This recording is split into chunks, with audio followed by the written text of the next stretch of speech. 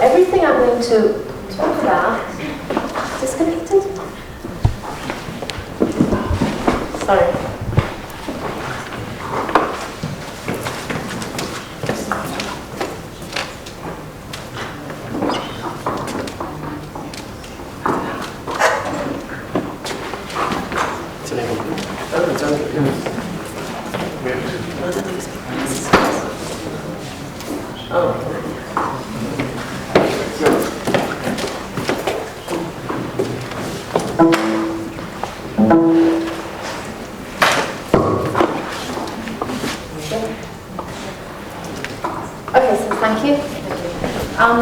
So everything I'm going to tell you today was recently published in the Genome Research Journal. So I'm going to give you more or less the highlights, the main parts of this research. So when I began doing this project, the thing that was on my mind was what goes wrong with cancer? What makes a normal cell transform and then the cancer evolves? And when we look at patients, we know that many of the patients are treated and then they go into remission, but many of them also relapse. And when the cancer returns, it's much more aggressive and it's much more complex. So what goes wrong with cancer?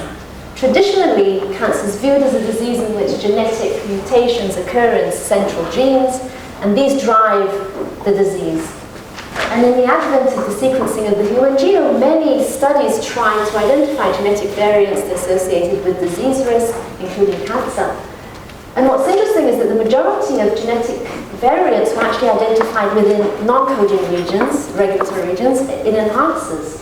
And this led to the hypothesis that enhancers may actually be responsible for formation and development of many human diseases. In addition, the paradigm has shifted over the past decade or so to include also disruptions of the epigenome. So cancer is no longer considered the disease of genetic aberrations, but also epigenetic alterations. And the most central one is most central mechanism is DNA methylation.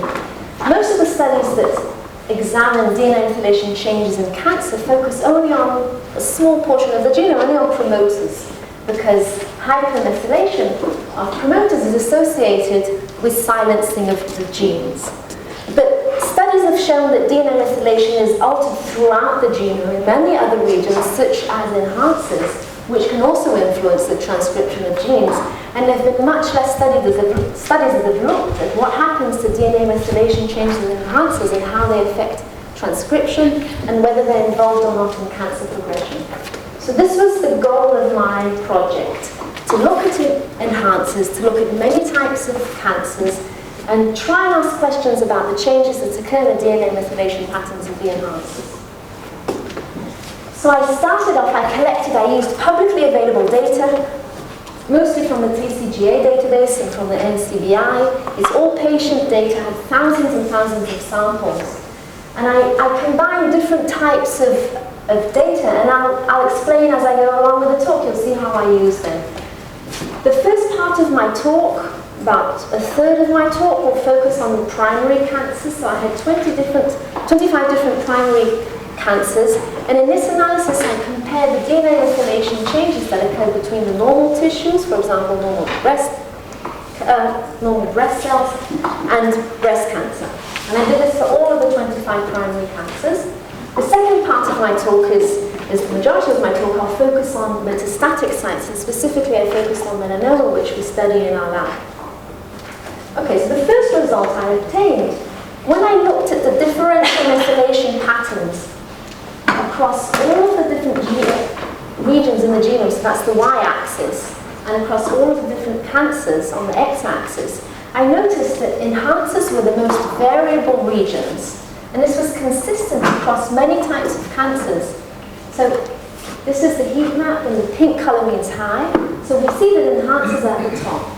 And given that this was consistent across many types of cancers, it raised the question, maybe DNA methylation changes, differential methylation changes in enhancers, are providing an advantage to cancers. Maybe there's a selection for cancers that are able to vary their enhancers methylation patterns. And this was one of the questions I tried to answer in this analysis.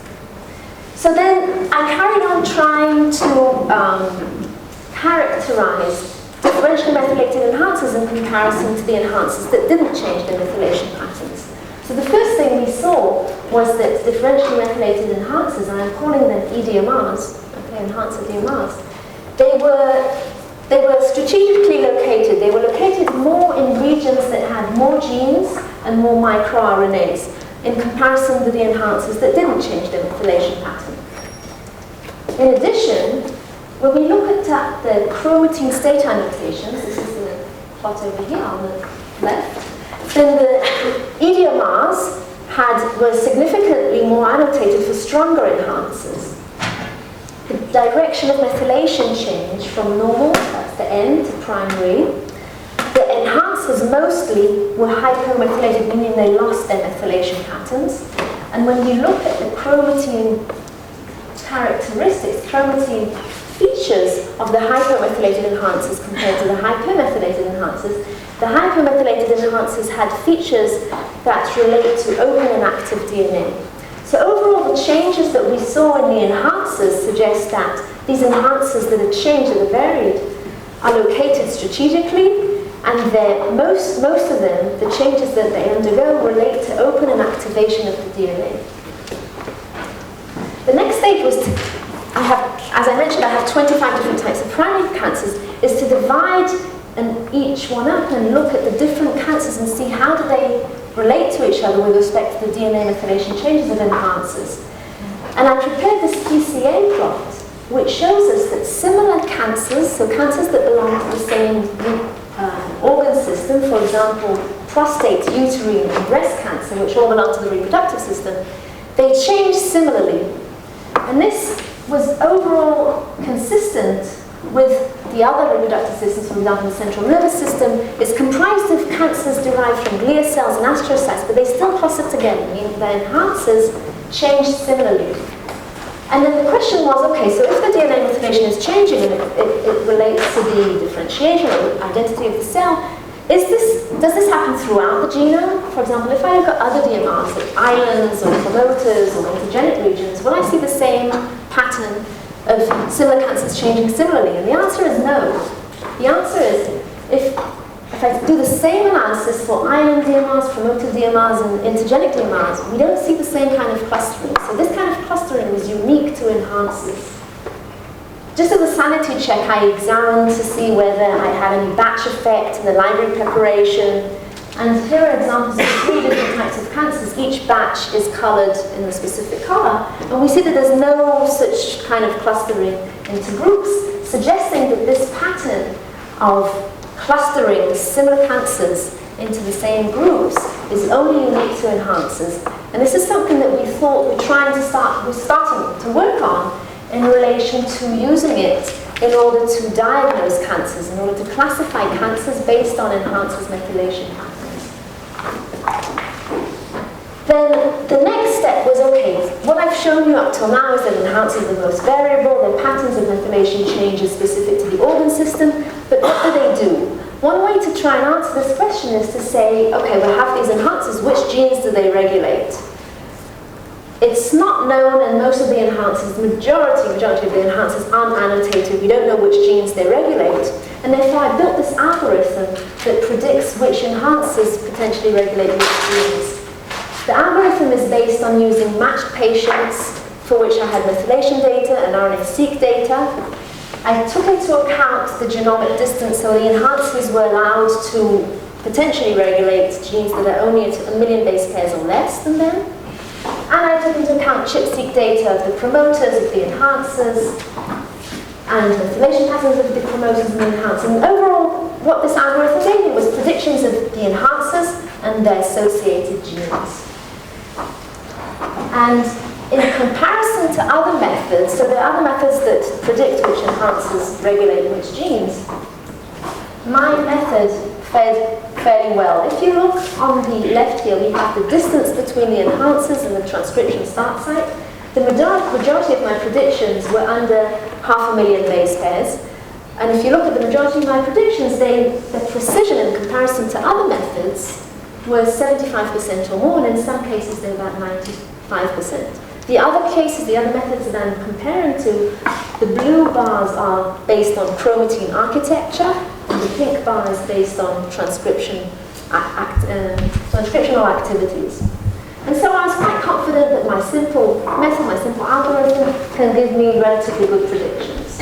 And then when I looked at the genes, I looked at different types, I'll give you examples here, 6 different types of cancers, and the genes that are regulated by the EDMRs, we can see that similar to the EDMRs, the genes that are also potentially regulated by them have organ-specific patterns. For example, if we look at the breast cancer and the prostate cancer, we can see that there's an enrichment for genes involved in the reproductive system. And when we looked more deeply at the genes themselves, we saw that many of them were known pro-cancer genes, but also many of them had unknown functions. And this is something that I provided as supplementary data of the paper in the genome research. Okay, so overall, what I've shown you that when we look at the difference between DNA methylation patterns of normal tissue and its transformation to cancer, the enhancers and the genes that they potentially regulate are still constrained by the identity of the cell. And this is something, as I mentioned, that we're working on in order to use to diagnose or to classify cancers. But another direction it can take us is to ask questions, what happens if a primary tumor metastasizes to a distant organ? What will happen to the enhancers methylation pattern if I have a primary tumor that goes to the brain or to the lung or to the bone? And in order to answer that question, I used melanoma as a model of metastatic cancer. And I took patient data, patients from 7 different sites of metastases. And this will be the remainder of my talk, and we'll focus only on melanoma metastases.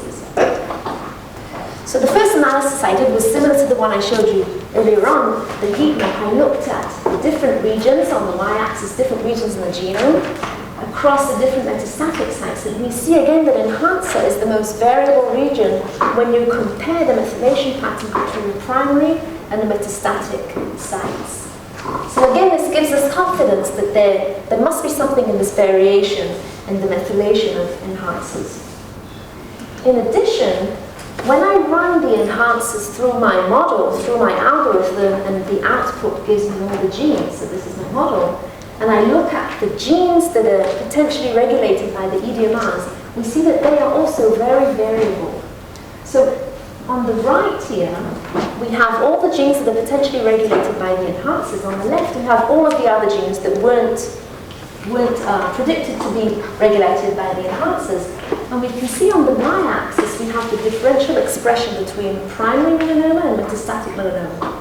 And only about 3% of the genes, the control genes, are differentially expressed, whereas 57% of the EDMR-associated genes are differentially expressed, suggesting that this link between the EDMRs and genes may indeed be a functional link, may indeed be a functional interaction between them.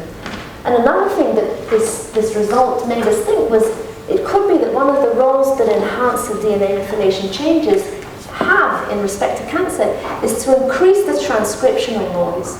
To increase the transcriptional noise, it's known that it can overcome thresholds and express different pathways that are not able to be expressed when the thresholds are maintained. Okay, then again, I'm breaking up the analysis into the different sites, and it's known that melanoma has a preference for certain organs. So if you see a melanoma patient with metastases, there's a high likelihood that they'll have metastases in the lung or in the lymph nodes, and only about 1/3 of the cases will have metastases in their bones. So these values are based on autopsies of patients with metastatic melanoma, and they're plugged into the y-axis. Okay, so that's the likelihood of finding metastases in each of these organs. On the x-axis, I have the percent of altered EDMRs. And what we see that there's a high correlation between the preference of the organ, or the likelihood of finding metastases in an organ, and the extent of change. So for example, if we look at the lung, there's a very small change in the EDMR methylation between primary and metastatic melanoma, and there's a very high likelihood of finding metastases. So maybe the cancer from the primary tumor doesn't have to change much in order to already create lung metastases. On the other hand, when we look at the bone, there's a much greater change that is required, or is associated with finding bone metastases, and it's much less likely to find bone metastases. So this result, it doesn't mean that enhancers are causing it, but it does correspond to a hypothesis that was devised more than 120 years ago by Stephen Paget called the seed and soil hypothesis. And he said that, he noticed that there's organ preference, and what he said was that there are preferential interactions between the seed, which is the disseminating cells, so the cancer cells, and the soil, which is the distant organ. So we wanted to examine how do enhancers relate to this preference of organs. And one of the questions we had was, okay, given that we see these methylation changes in enhancers, when do they occur in order to enable creation of metastases in the distant organ? Do they occur when the cells are still in their heterogeneous primary tumor? Or do they occur after the cell is disseminated, or actually when the cell reached the final location, the distant organ, and then there's a change that is induced upon it? In order to answer that question, we selected two pairs of EDMRs and genes. So we have, this is a schematic over here on the left, of the gene and the EDMR. We see over here on the left, the EDMR is hypomethylated between primary and metastatic melanoma. The promoter doesn't show any change in the methylation pattern, and the gene that is upregulated in metastatic melanoma in both of the cases, and the green curves, which is upregulation, is associated with poor patient survival. So this is based on melanoma patient survival, the same patients. And then what we did was, first of all, we built a construct to see if the enhancer of each of these genes is sensitive to DNA methylation changes. And what we found, if you compare the top bar, we can see that when the enhancer is methylated, we have a certain expression. When it's demethylated, the expression of the reporter gene goes up.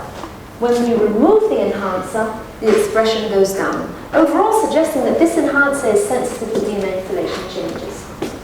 In addition, we did another assay in which we grew melanoma cells into two conditions. First of all, we had them in the yellow dish, we had them surrounded by bone cells, specifically osteoblasts. And osteoblasts mimic the microenvironment to which the melanoma cells would be interacting with if they metastasize to the bone. In the other dish, we had the same medium, but only melanoma cells. We grew them for 5 days, and after 5 days, we separated the bone from the melanoma. And we did real-time PCR to examine the expression of these genes. And what we found was that the genes, the melanoma cells that were exposed to the bone, osteoblasts, these genes were upregulated. So overall, these results suggest that enhancers may be involved in the adaptation of the melanoma cells to the distant organ, and enable, one of the hypotheses we have is that we know that in development enhancers are very sensitive and they're primed to respond to environmental cues in order to change the expression in a spatiotemporal fashion. What we think is that in cancer, enhancers, or these enhancers are exploited in order to respond to the microenvironment, but in this case they change pro-cancer genes. The final avenue through which I try to analyze the importance or the role that DNA methylation has in respect to cancer progression was to ask questions about patient survival. So what I did here was a simple analysis. I put all of the melanoma patients together, whether or not they had primary or metastatic melanoma, and I looked at the different types of DMRs, all of the different types of DMRs, and asked how well can they separate the patients into patients that have poor survival and better survival, just based on the variation between the patients, the variation of the methylation pattern. And what I found that enhancers were extremely successful at separating patients' outcome. So this was, this gave us some confidence. And this, again, this is one of the first studies that actually shows that the variation of enhancer methylation patterns can be informative on the patient outcome. The next step, I focused only on the EDMRs that were associated with poor patient survival. So these are the ones in the middle circle, poor outcome EDMRs. And then I looked back at the methylation patterns of the enhancers in normal tissue, in primary tissue, in metastatic tissue.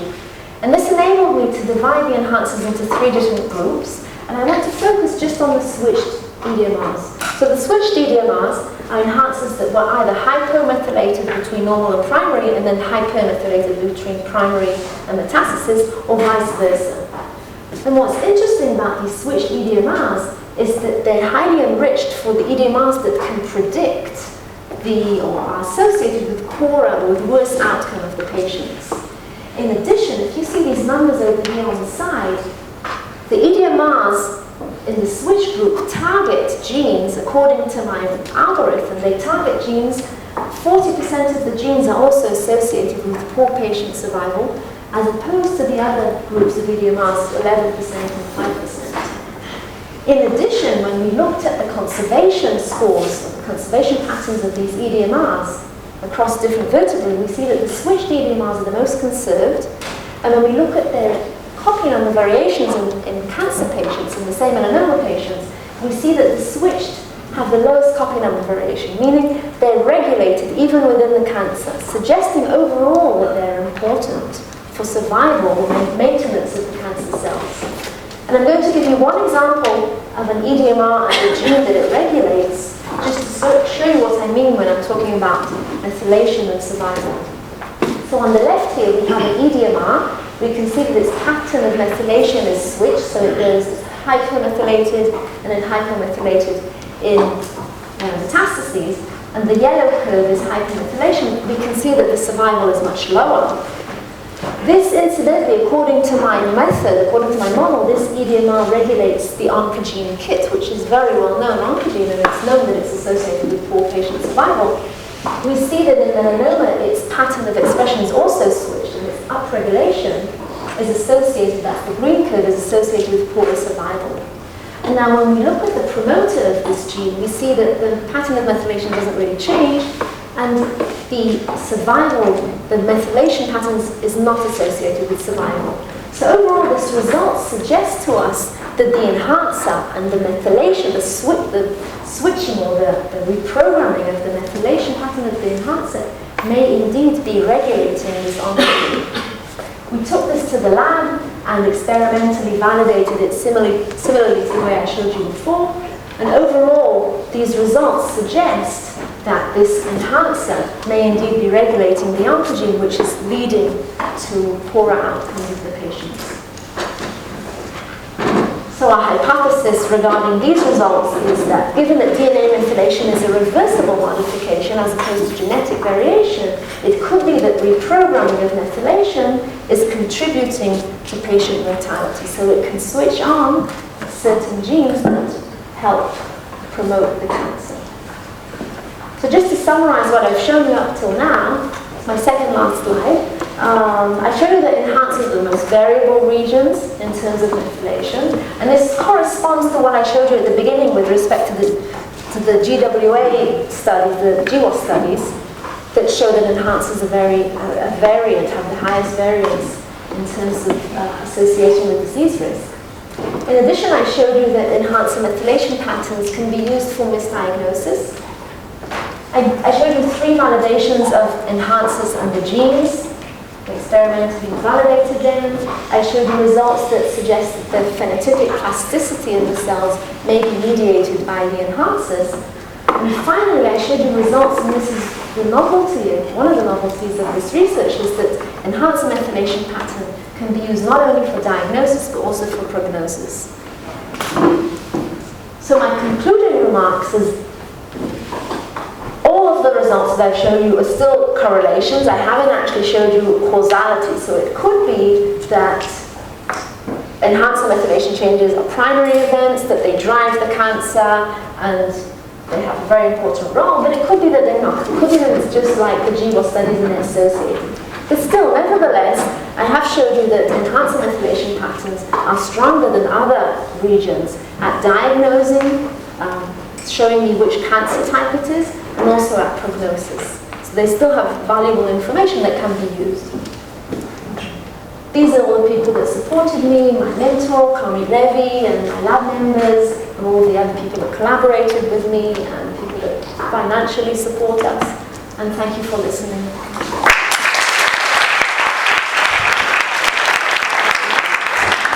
You mentioned that our cancer, like other diseases, are related to variation in the enhancer. Can you give some examples? From genome-wide association studies have shown that many of the statistically significant genetic variants associated with many types of diseases or just human traits, the genetic variation is in enhancers and not, as you would expect, within genes. And that's one of the hypotheses that was raised, that indeed maybe enhancers, because enhancers are hubs for transcription factors, and they have motifs and binding motifs that transcription factors can bind to, and then they regulate the genes. And it's thought that they do it by chromatin looping. And if you have genetic variation and you ruin that motif, or if you have DNA methylation also on the motifs, DNA methylation can hinder the transcription factors from binding to these areas, and then you'll change the expression of the gene that's meant to regulate. So what they found is in many genome-wide association studies that enhancers are actually the ones, the culprits. Yeah, in many diseases, not just